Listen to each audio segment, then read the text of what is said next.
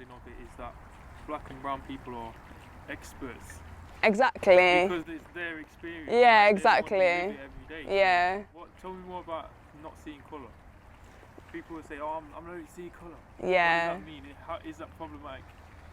I think it's problematic because it's a privilege to even be able to say that. Because for me, I have to see my colour. Black people don't say that. You never hear a black person saying, I don't see colour, because they have to see their colour. They have to understand their experience. They know that they wake up every day kind of at a disadvantage, or like if I'm going for a job interview, I know that people might see me and they're going to automatically be like, oh, she's mixed race. And those stereotypes that might come with that.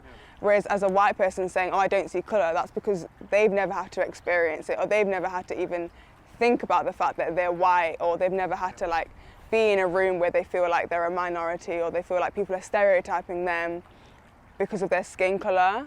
Very, very rarely if it does happen.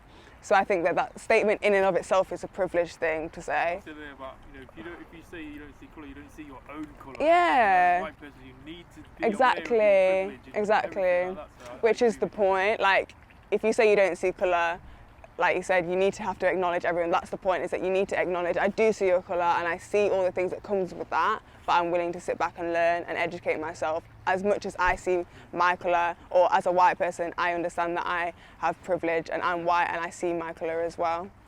Because it's there, whether you like it or not.